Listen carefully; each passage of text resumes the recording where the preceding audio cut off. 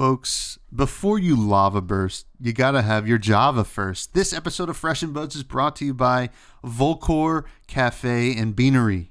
Folks, excellent caffeinated beverages. Go check it out. Try the Phi lattes. Very good, very good. Now, Fresh and Buds right now. Fresh and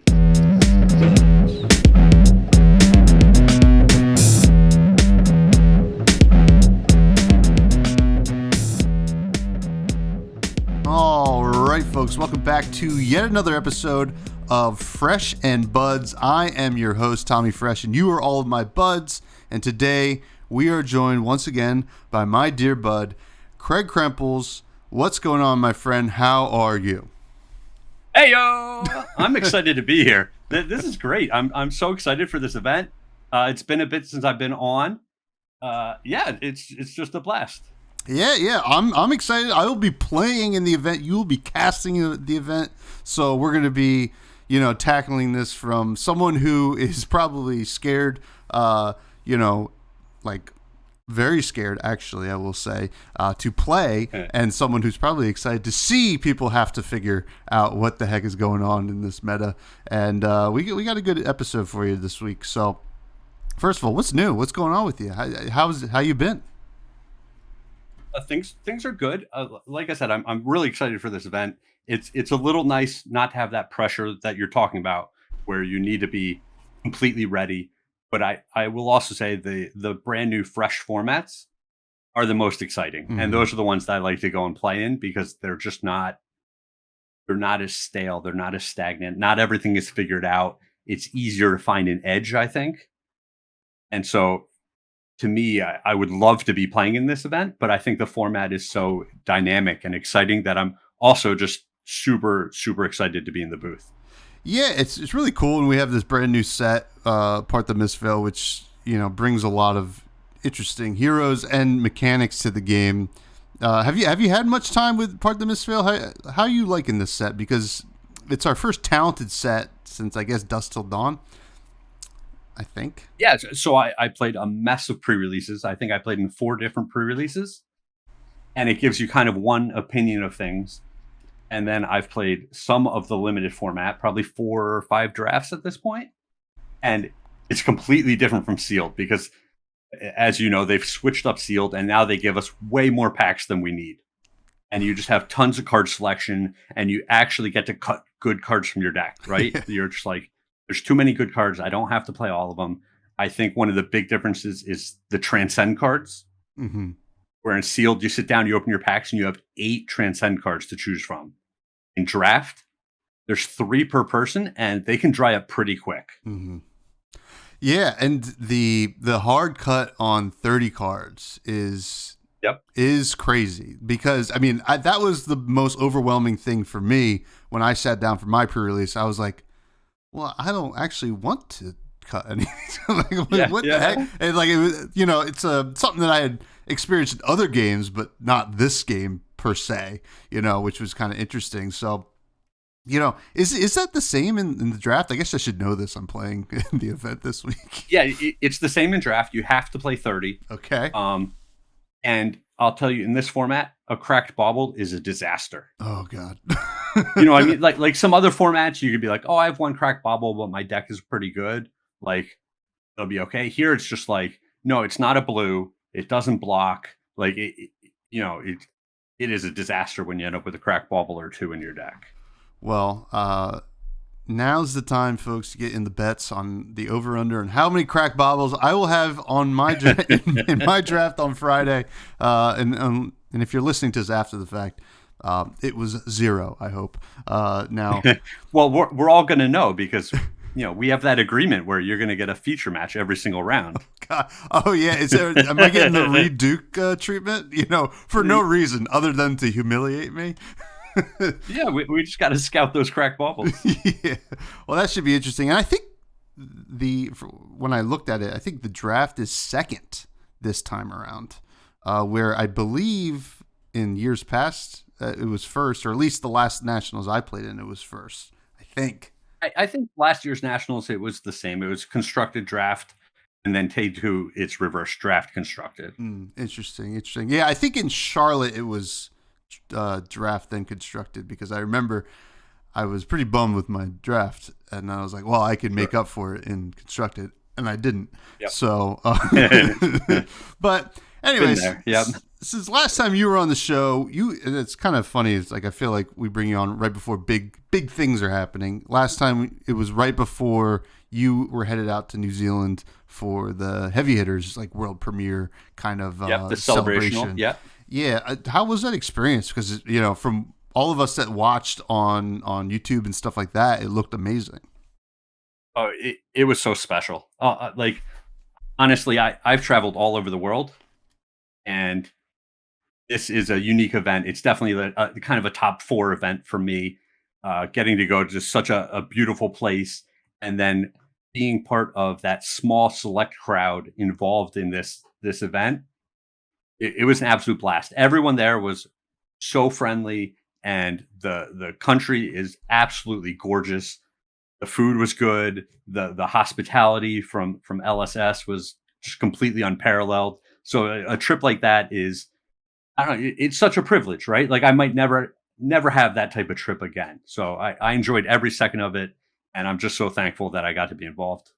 Yeah, it was such a cool thing that they did, and it just kind of goes to show what kind of a company LSS is, at least, optically. I think that they are just so great, and they care about, these community leaders, which is pretty sweet. And New Zealand is a great place to bring people. It just so happens they're from there, but it's even if they were from, Akron, Ohio, maybe they would take people to New Zealand because it's that they'd cool. Still bring us to New Zealand. Yeah. Now, you're headed to Minnesota tomorrow, as we are both. We will be headed to Minnesota tomorrow from the day that we're recording for Nats. And, the elephant in the room is last year you had a great run at Nats, right? Yeah. Playing. Now you're in the booth.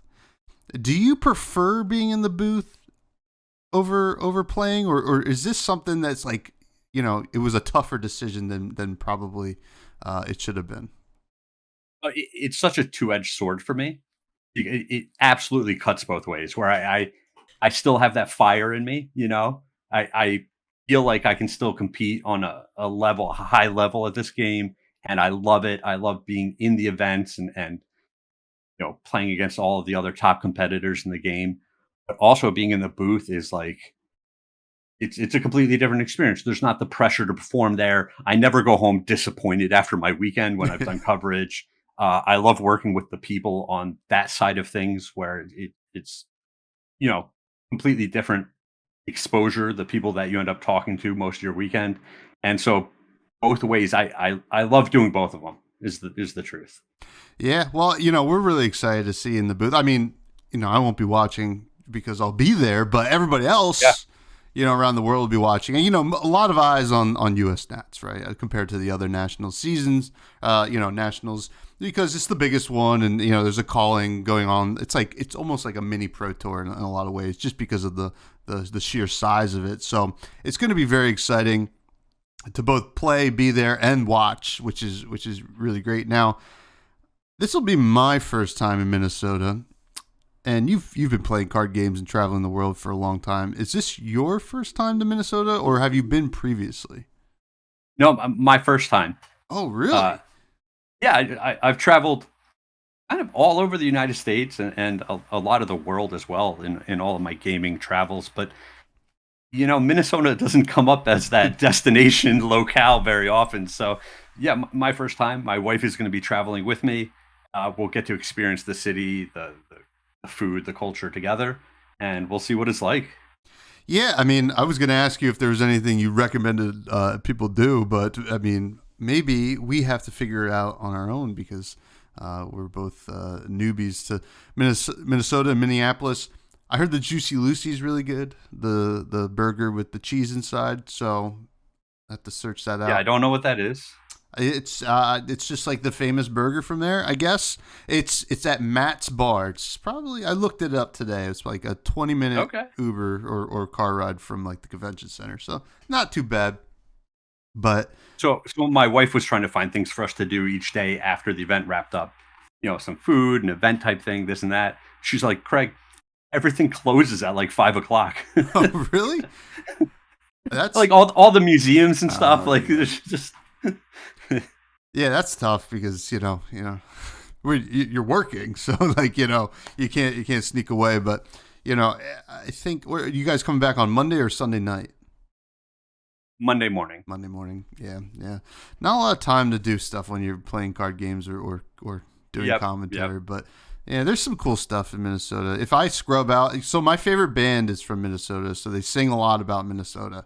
And there's a bar in Red Wing, Minnesota. It's like an hour Uber, or I think I could take the train. It'd be like an hour and a half. And you're not taking an hour train ride somewhere, right? An hour and a half train ride. I might. I mean, if things go as bad as they possibly could, I might need that time alone in the train to just you and your headphones and tears. Yeah, just like never playing again. I'm gonna tweet out the podcast is over as soon as I get done with this. The other passengers don't want to sit too close to you. It's really awkward. Yeah, he's perfect. He's really loud. He keeps sobbing. But yeah, we'll see if I can do that. But what is the band and what is the bar? Well, Trampled by Turtles is the band. They're from Duluth, Minnesota. Yep. They are like an alternative bluegrass band, and it's Kelly's Bar in Red Wing, Minnesota, and there's a lot of Kelly's bars everywhere, but I think that's kind of the point. Is like it's kind of everybody can kind of experience this kind of towny kind of experience at this kind of bar. So it'd be cool to go see it. I don't know when I'll be getting out to Minnesota again anytime soon. It's like you said, not the biggest destination, but the Boundary Waters. I like getting outside, so maybe head out there at some point. But doesn't matter. I'm just going to win nationals, and I won't have time to do any of this. And sure, you'll be interviewing me, right, Craig? yeah. That's definitely what's going to happen. Yeah. I'm calling my shot right now, with 0 drafts under my belt going into the weekend. So that should be interesting. Well, let's talk about some Flesh and Blood, Craig. We have the fresh faves. We have a brand new set. Part the misfail. A lot of interesting heroes, really interesting cards, and a lot of interesting stuff going on within it. I want to know some of your favorite cards from the set that you've played with so far. First, which of the 3 new heroes, or I guess like 3.5 new heroes, is your favorite? So it's interesting because they're all either completely in on or dabbling in the transcend realm, right? And I think if you're Zen, you want to be transcending as much as possible, like every single turn. Mm-hmm. And, if you're going the illusionist route, it's somewhere in the middle where you're happy to transcend sometimes, but like you don't need to be doing that a ton. Mm-hmm. And if you're new, you want to transcend like twice in the game, maybe. Yeah. But it's funny because it's almost reversed in how powerful the payoff effects on these things can be. Where if you're new, when you transcend, you potentially just win the game on the spot. Like depending on what deck you're playing against in the matchup. But there's going to be times where you transcend, you activate your hero ability, and you just play 5 of the opponent's cards for free. Yeah. Right? And it's just like, this is ridiculous. But that's why it's funny to me that this balancing act that you have between the number of transcend cards you're trying to play and the potential payoff for these cards, balanced against the detriment of drawing multiples. They can't block. Sometimes you just can't transcend with these awkward blue cards, and you're just pitching this blue card instead of really getting the payoff you're looking for. So all of that going on is super interesting to me. You asked me which hero is my favorite. I'm definitely excited for all 3. I think we're going to see a ton of all 3 at nationals. I think Zen is kind of the easiest. It's just so aggro, right? Yeah. What you're getting each turn is just so aggressive, and you're getting those payoffs a little more straightforward. So I think initially, kind of the first couple events, I would want to be playing that. But I think once things are really finely tuned, that Enigma and New both have just way more nuanced gameplay to them, and they're both just super exciting heroes. Yeah, and we're Zen because it's just very aggro, which is kind of interesting because they printed some arguably more defensive cards for Zen as well at the Majestic slot, like that Territorial Domain, I think it's called, the one where if you create a Crouching Tiger, and like it looked like they want you to also be able to do this kind of defensive Zen as well, which we haven't seen a lot of. Obviously, aggro decks are usually the star of the show when a new set comes out because it's the most definitive plan. But where new has so many great matchups and then so many matchups where it just feels like they can't win because it's just the output isn't good enough and they're not running enough blues, yada yada yada. And then Enigma has there's a decent amount of silver bullets for Ward. So yeah, it's kind of interesting that they all have these multifaceted kind of power spikes in the meta, and it all depends on where the chips lay. Now, which of the 3 new weapons was your favorite? So I think Cosmo is the most interesting. Mm-hmm. Where this is a very illusionist thing, right? Where you end up with this weapon that doesn't attack by itself, but has the ability to just build to be so unfair. Mm-hmm. It's very lopsided, and the other 2 weapons, they come across as more pedestrian. Sure. To me. And so you're saying which is my favorite? Well, it's the most exciting one, and that's definitely Cosmo. Yeah, Cosmo has, the most kind of going for outside of just Enigma too, because I think it's illusionist only, or it's not talented. Correct. Yep. And sure, the Kakura is also, I think, not talent binded as well, but like it's just, hey, if you're running Crouching Tigers, maybe consider this or something like that, which is kind of interesting. And maybe it's like it's a limited fix, right? That kind of card needs to exist for limited. But yeah, Cosmo's doing the craziest stuff. Now, equipment. There's a lot of really cool equipment in this set. Which was your favorite? This one's kind of a softball because Traverse the Universe is like it is such a win on every level, where like it's at a power level that you want to put in your deck. The art is absolutely gorgeous.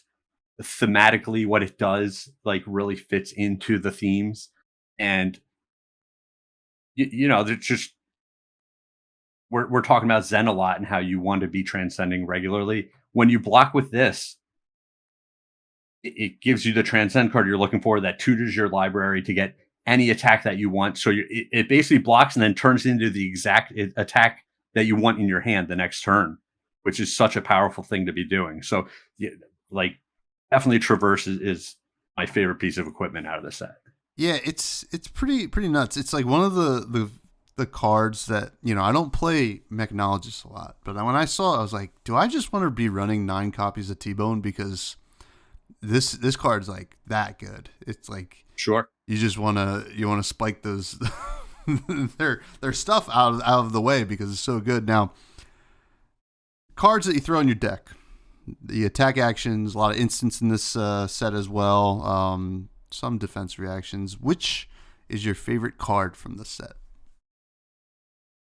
So I don't have one particular favorite card, but I can tell you the expansion slot cards in this set are like wins across the board, where to me, they're all at like these very enticing power levels without being too pushy.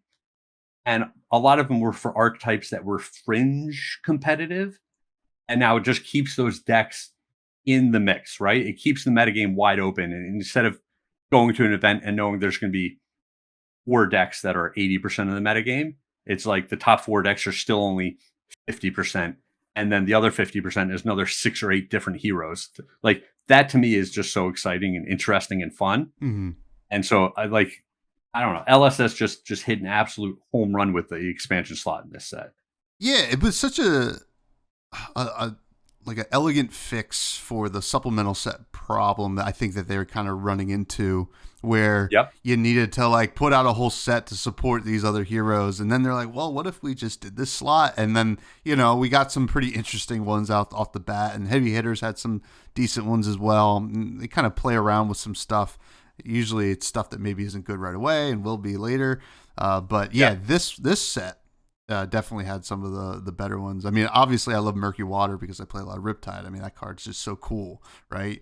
Yep. And powerful, which is like all you really want, and looks really cool as well. So you're also a Leviathan gamer. Yeah, I am a Leviathan, and I mean that card is pretty obscene, to be honest. Well, it's very juicy, but Leviathan was not like stomping on the format, so I think it's okay to give Leviathan a card like that.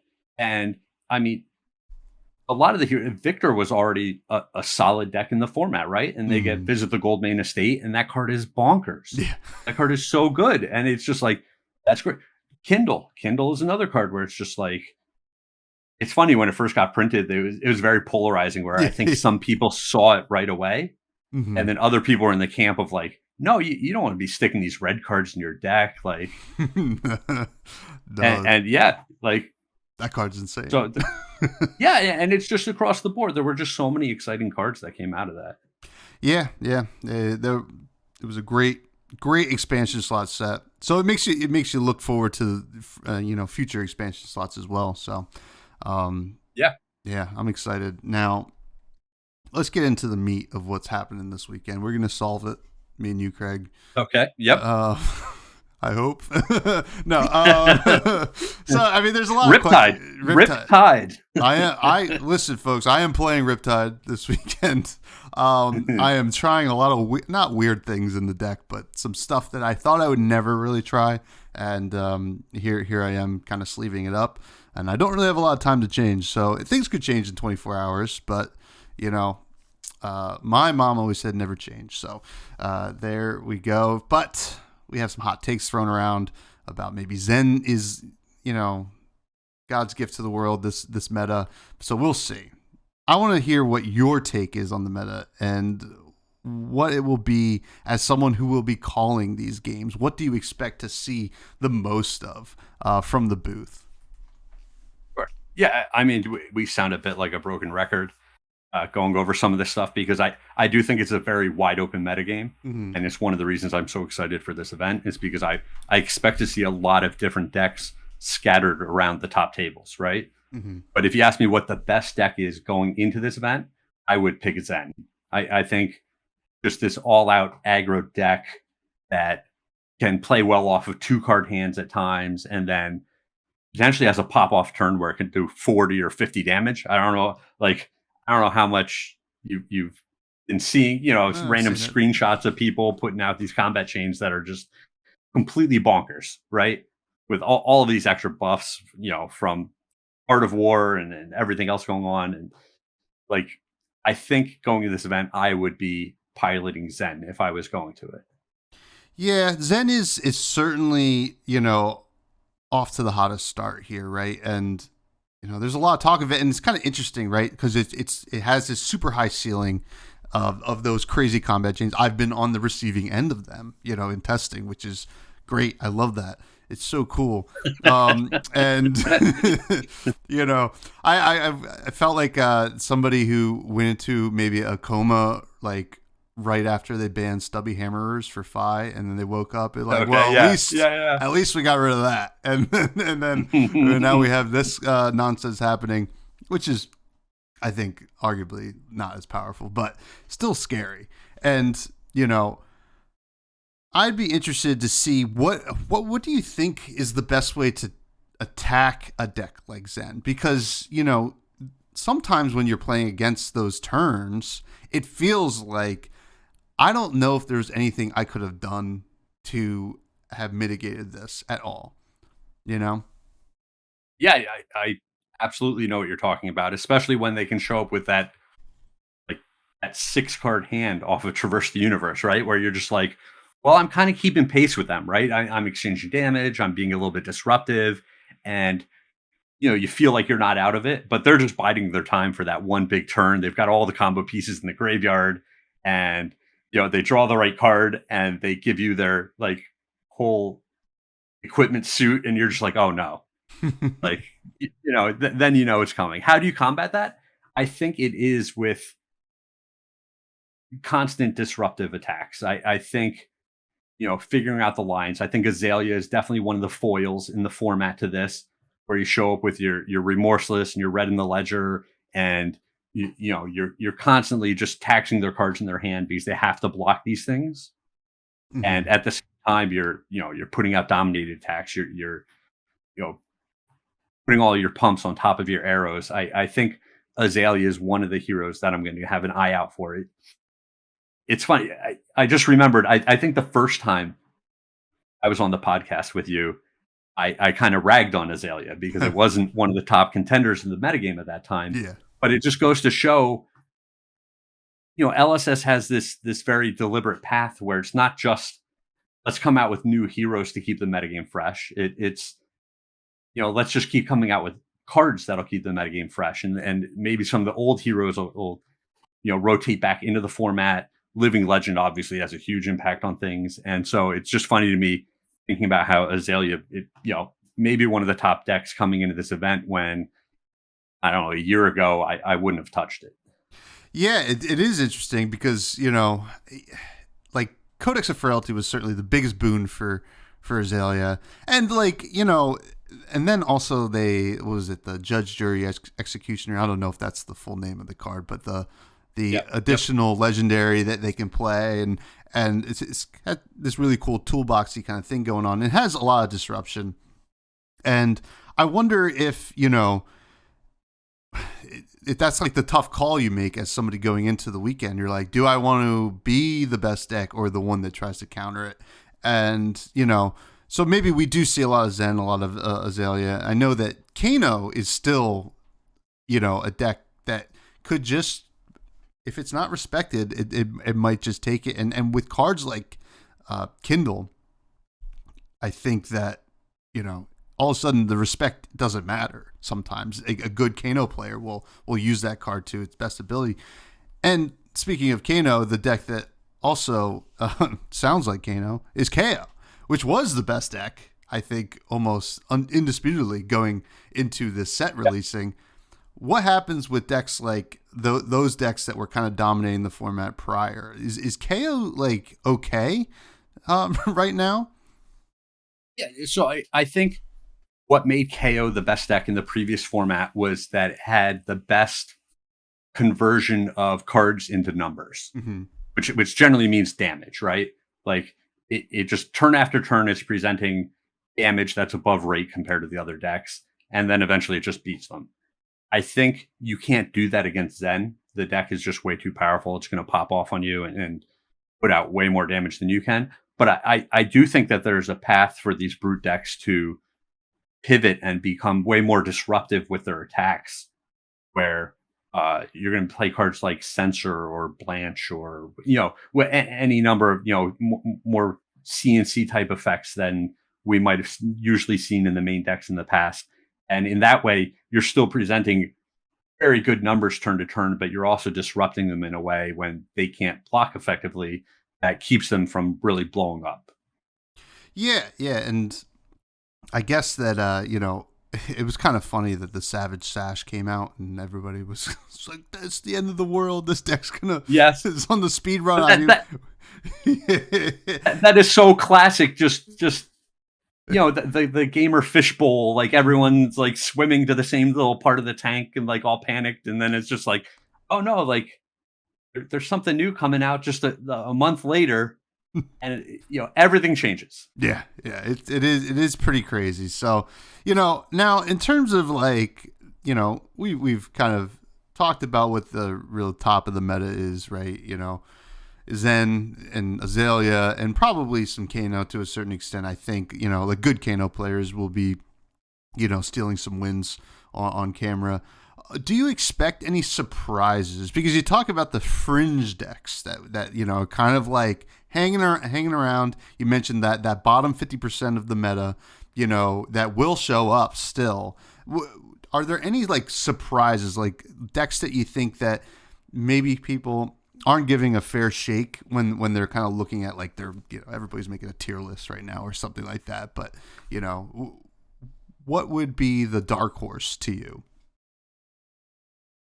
It's tough to say because a lot of the what I would call the tier 2 decks right now have all been established decks in the metagame at one point or the other. Mm-hmm. And so if Riptide made a top 8, I wouldn't be like, whoa, I can't believe it. It's like, yeah, this deck does a lot of powerful things. Like it's not my pick to win the event, but I could see how things kind of line up in a good way, and it has the wins to make the top 8. Victor Goldmane, really powerful hero that was hanging with the other decks in the previous format. Some of the mechnologists getting no respect right now. Mm-hmm.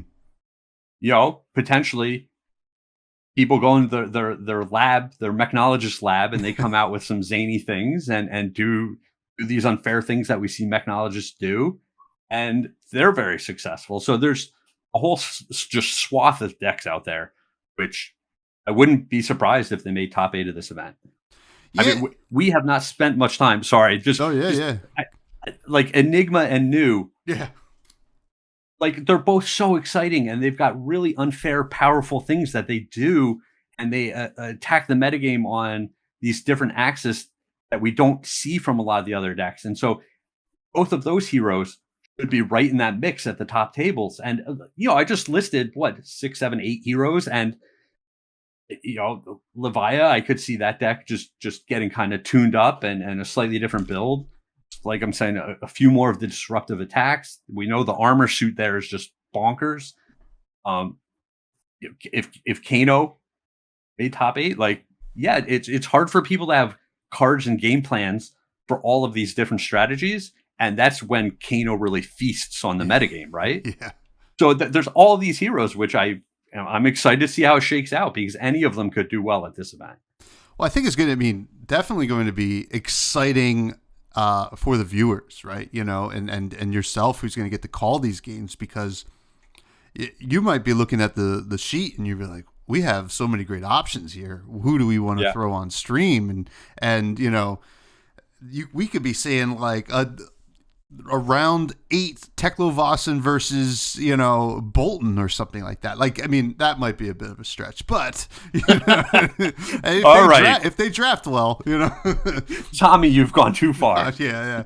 I'm sorry. Teklo's a little brutal right now, but I think Bolton probably could. We could see some Boltons, but Bolton's always no. Bolton's one of the heroes that I don't believe in right now. Oh, really? Why is that? So I think it would have difficulty into the hyper aggressive Zen, and then also an Enigma deck. Once it just kind of starts to get established and set up, Bolton can have trouble having a really big turn without these on hits. Mm-hmm. And all of that ward. Once there's some ward on the board, they're just not getting any on hit triggers for the rest of the game. Mm-hmm. Yeah. So those are 2 reasons right there. Yeah, that's very true, and it's kind of interesting because we just kind of came out of a meta board that was probably the friendliest to, I think, the Warriors that it has been for like a long time. I think like we saw a lot of the hatchet stuff going on, and I don't even think that's like a deck that. I mean, that was a deck that feasted on the grind, right? Which there is no grind anymore. Yep, absolutely.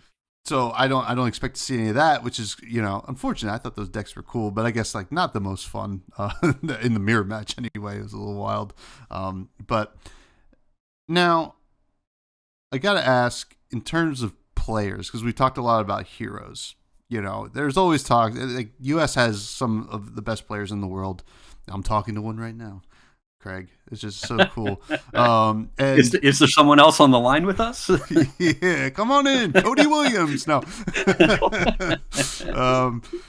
no, Cody, you're just okay. No, I'm kidding. In terms of like the players, who do you have your eye on to have a big showing? And because a lot of like players are typically not tied to the typical decks that they play, but like sometimes they are. We see a little bit of that, and sometimes certain players do better in certain kind of meta environments, right? I always think, and this is something that I always think when Michael Hamilton's doing well, the more disruptive controlling stuff is poised very well. That would be a great example. So who do you expect to have a big showing this weekend? Yeah, So my take on things, I think this is a format that is very friendly to the bigger teams Mm-hmm. because it's so wide open and there's a new set, and there haven't been enough events for the player base at large to be shown what the best thing is to do with each hero. And I think when things are pretty established, it's easy to be a lone wolf where you just go into your office or your computer room or whatever it might be, and you just play tons of games on Talishar against all the established decks, and you figure out all the matchups, and then you go to the event and you play perfect. I think an event like this, there's so many different builds of the decks right now that the format is wide open and you don't know what you're going to play against. And you don't know when you're on Talishar if you're playing against good or bad versions of these decks. Mm-hmm. So I think the bigger teams that can grind out the games and get results internally are at a pretty big advantage here to figure things out on their own and not tip their hands too much to the rest of the field. So with all that being said, I think my squad, the Runaways, is going to be one of the top squads going into this event. I mean, they absolutely just annihilated the field last year at Nationals. Mm-hmm. And, I think they're going to do it again. I've seen the work that the team's been putting in and all of the energy and the excitement and the reps just time and time and all of the discussions about different cards and archetypes and strategies. And, now it's time for them to show up and play and really have the dividends from all of that work that they put in. Yeah, absolutely. And, when you're on a team, especially a nice big team where you have that kind of internal stuff that you can kind of come up with, I don't know how often all these teams come up with or show up with the same deck anymore. I know sometimes it happens, but, especially with such a fresh meta, that if there is a deck that a team specifically or the Runaways or whatever, come up with a list that is kind of subverts the idea of what the deck is, that's like already another huge advantage that they can have, right? You sit down against the Zen and they flip over Mask of the Pouncing Lynx or something like that. Not to say that would be the ideal situation. We just talked about how good Traverse was. But, if, as an example, you're like, oh, uh-oh. Or, sometimes you get a little bit of confidence. You're like, they're not playing the good version. And then they do something insane. So, yep. It should be really interesting. A lot of great players to take a look at here Charles won last year, right? Yes. Is Charles playing? Yep, he'll be there. Oh boy, you think we looking at a repeat? Very possibly. Charles' talent level is like through the roof, and he's also one of the better deck innovators on the team, where he really understands the game, both on this very like granular turn by turn, eking out every little point. And that's the Guardian in him, right? Mm-hmm. Like we've seen him just love blocking a lot and just getting maximum value out of a weapon. Like that's Charles, but he also understands the broken things in the game. What is unfair? What fundamentally is just way better than other things that people are doing in the game. And he'll go and try to exploit those things to the absolute maximum as well. And so having both sides in one player that just has the fundamentals as well is like, it's pretty ridiculous. And I think if we had a team with, 3 Charles instead of just one, that he would just win every single event. Yeah. Yeah. I think I think most people who knew who Charles was, especially going into Nationals last year, like they already knew he was a great player. He had some great finishes in the past, and then shows up with the Guardian Briar, and takes down the event, and you're just like, yep. Like that's like the coolest stuff to see. So like I don't know what Charles is bringing. But I would like to see some cool stuff out of you, Charles, if you're listening. I don't know. As long as we don't play. We'll play in the finals. I forgot that I'm winning. Anyway, folks, you're just listening to a bunch of top 8 Nationals finishers past and future right now. Now, in terms of the top 8, what would be your ideal top 8 to call, right? What would be the nice spread? What kind of heroes you want to see in there? Obviously we're going to see some of the top ones. What are some like interesting ones you'd like to see in the mix, from that like middle tier? Well, you asked me what's the most interesting thing to call. I think I think the narratives are interesting. Mm-hmm. I think if there was, I don't know, maybe 2 Runaways team members and 2 of the Wolf Pack, and then 4 of the rest of the field, and it's like, oh, is it the big teams that are going to take down this event, or is it the rest of the field that's keeping up with these big teams? I think narratives like that are just super interesting. Mm-hmm. I kind of wish that there was a little more rivalry, a little more trash talk. We see this, smattering here and there out of Roger, and then people just jump all over him, and it's just like, it's like, I don't know if it's people. I don't know if they think they're participating in giving trash talk back, or if they're actually offended by what he says. Mm-hmm. But it usually dries up pretty quick. Where I wish there was almost a little more animosity going on, because it makes it more interesting. You know what? Your prayers are answered, Craig. I'm going to be trash talking all over the place this weekend. That would be a sweet treat for me, but I don't believe you for 1 second. Well, maybe. I mean, only people I know and respect, and like and know they like me back. But I don't want to hurt anybody. I will say, it is not very classy trash talking that much in the losers bracket. True. Well, it could be funny. I think funny is good. It's like, oh, well, if I wasn't in last place, you'd be in so much trouble. Stuff like that. But we do have some listener questions to get to, Craig. All right, hit me. Our wonderful community at the Buzz Discord. It's free to join. Anybody can join. It is in the link tree below. First question comes from Darth Prentice, who has 2 questions, actually. Some people like to sneak in extra questions. We got a greedy fan base here. Sure. Darth asked, which MST hero have you had the most fun playing? And then also, which card from MST will have the most impact for US Nats? So it's funny because my answer, the most fun hero to me, is also the most frustrating. And that's Enigma, mm-hmm.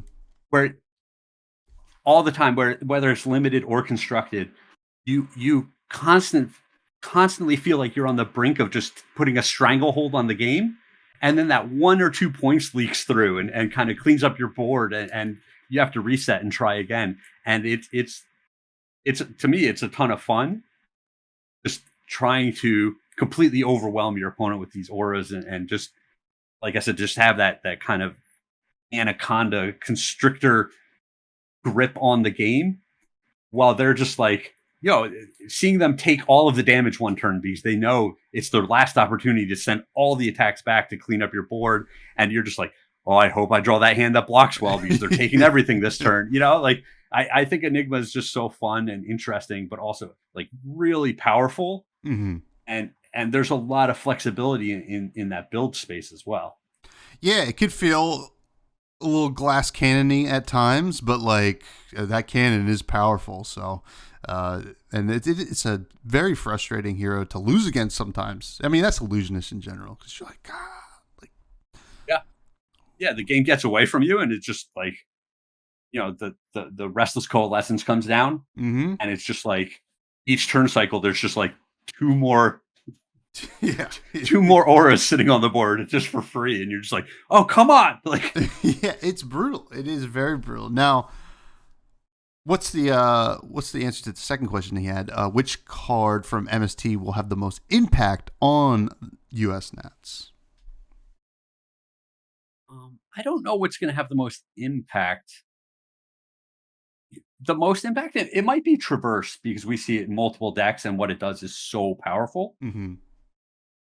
But I think the Sacred Arch cards are really interesting and powerful and fun, and them being legendary makes them a much more exciting point in the game when they do come up. And so I'm just really looking forward to see that all three of them pop up in different decks, like in the feature match area at different times. Yeah, I mean they're all. I mean, when they're popping off, they're so cool and they do such cool things and very powerful things. And Traverse is obviously a pretty easy answer here, but I think a card that I've been playing against quite a bit that seems to be performing very well in these decks is levels of enlightenment. Yeah, that card seems pretty cool. I don't know if it's being played in all three decks, but I've seen it played at least in Zen and New, and it could feel like I'm a sucker for any of those cards that like have multiple modes and kind of like can smooth out your deck and like make a mediocre turn a little bit better. So it's a cool one. Yeah, there's a lot of times where that card is just, I don't know, it's obviously very, very good, but it's almost just glue. Yeah. Like it's like the threshold of good cards holding a lot of these decks together, where it's just like, okay, like 3 free damage and I get my card back. Like, is that too good? Well, it's also a blue pitch that blocks 3, and like once you start, every now and then it's 5 free damage that gets your card back, and then you're really doing it right. But some games you just end up blocking with this thing, and that's still good enough, or you just end up pitching it, and so it's like, all right, like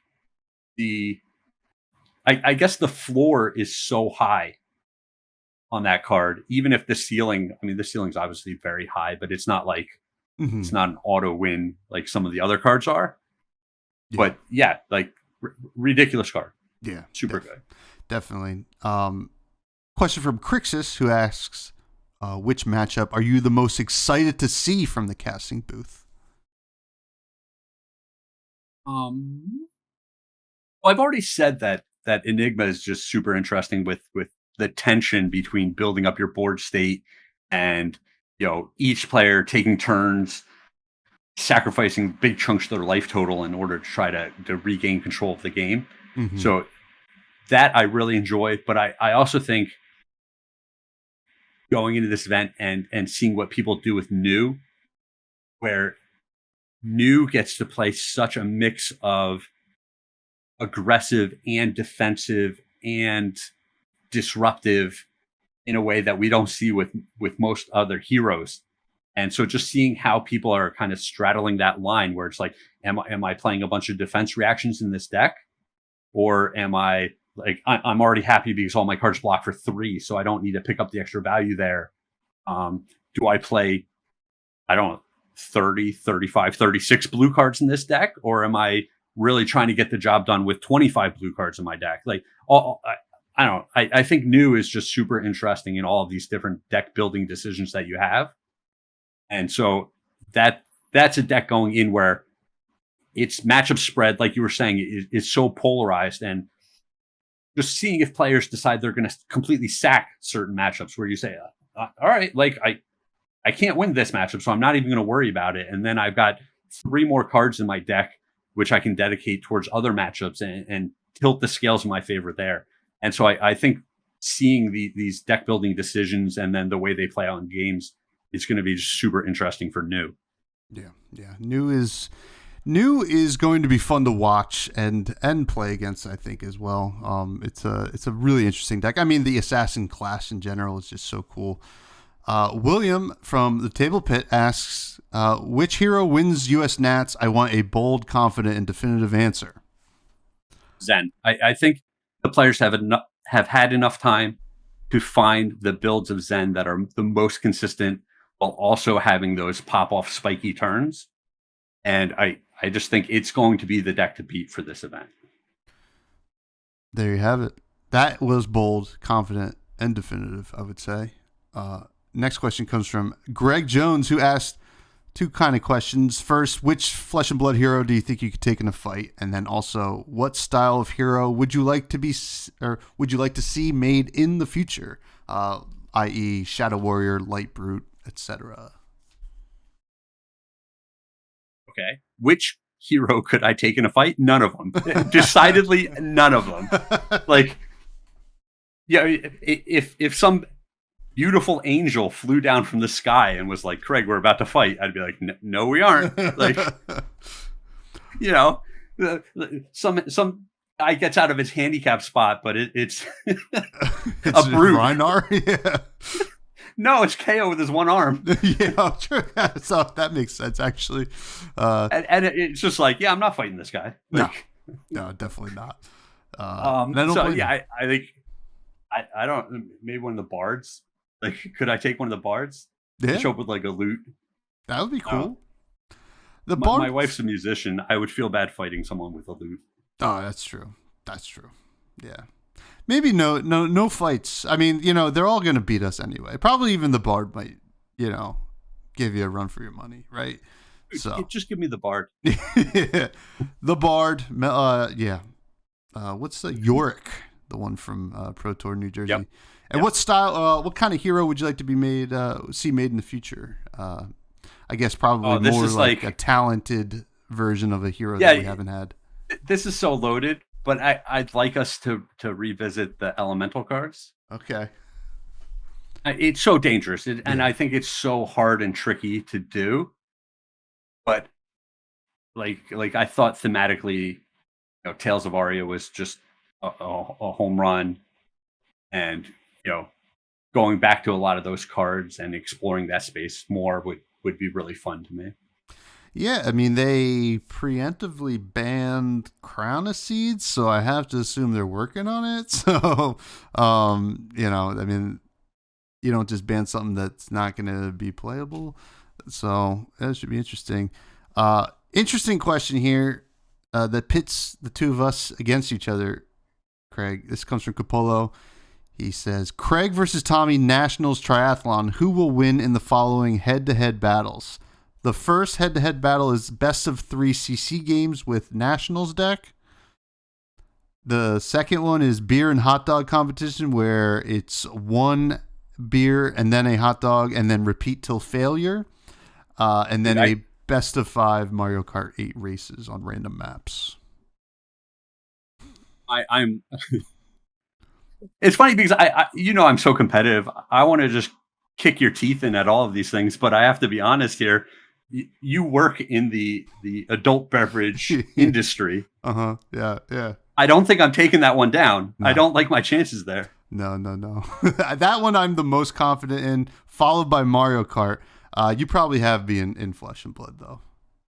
Yeah, I was going to say, I think I have the edge in the first one, but the other ones I'm not feeling very good about. It's all right. You got to take your licks sometimes, Craig. And I think you planted that question. I was definitely happy to see it. I was like, I'll take 2 out of 3. I didn't plan anything. It's funny. It was probably 3 different competitions where I had a large edge in all of them. And you were like, oh, I can just make some slight edits here. Hot dogs and beer. 2 of my favorite things that I consume multiple of all the time. Oh, man. Well, that's going to do it for the show, folks.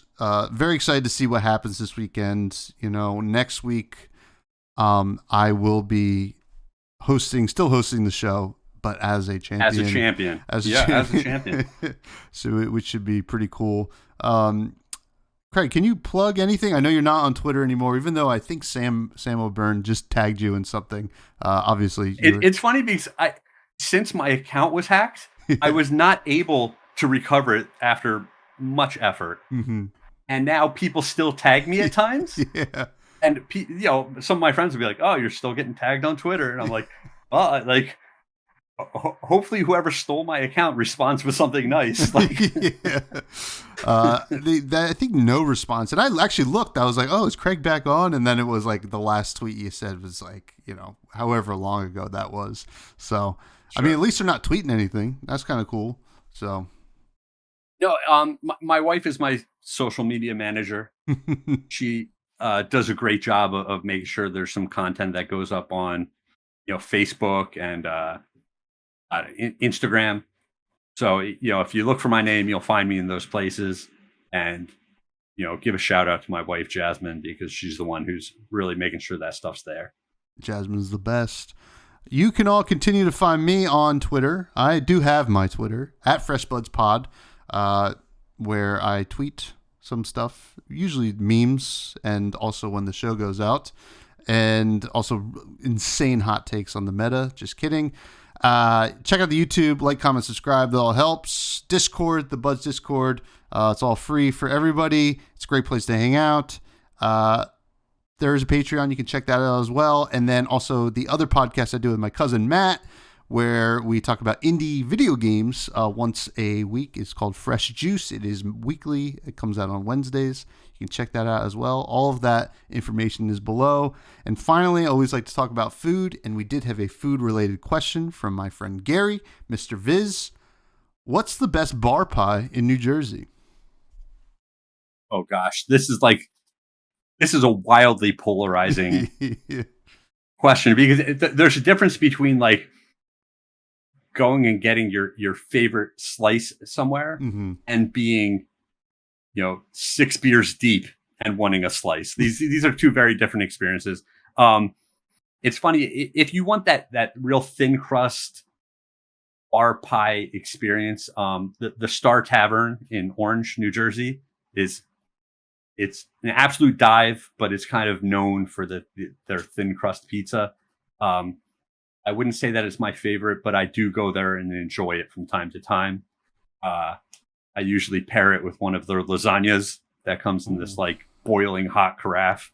And so, amazing. Cold beer, lasagna, pizza, some friends. It's always a good time. Does sound good. I have to shout out Cryans in Annandale. Has a nice thin crust. They used to be in I think the Oranges, and then they moved out west. They have a great bar pie, but one of my favorites is JoJo's Tavern, which is around the corner from Greg's Games in Hamilton, New Jersey. If you ever go play like a Pro Quest or something, at Greg's around the corner, JoJo's has a killer bar pie. It's delicious and good beer on tap as well. But that's going to do it for this episode. Thank you, Craig. You're the best. Can't wait to see you this weekend. Thanks for having me. Of course. This is so fun. I'm looking forward to handing you that trophy. That's going to be a blast. That's going to be. I will not accept it from any other person at the tournament. Just you, right? I'll say, no, Brian, get out of the way. Craig gives it to me. And they're going to be like, oh, actually, Craig bounced out early to get dinner with his wife. Oh, okay. I'll take it from you, Brian. Thank you. But looking forward to it. Thank you all. Please stay fresh. And we don't have time for Charmer. We'll get to him next time. Definitely next time. Definitely.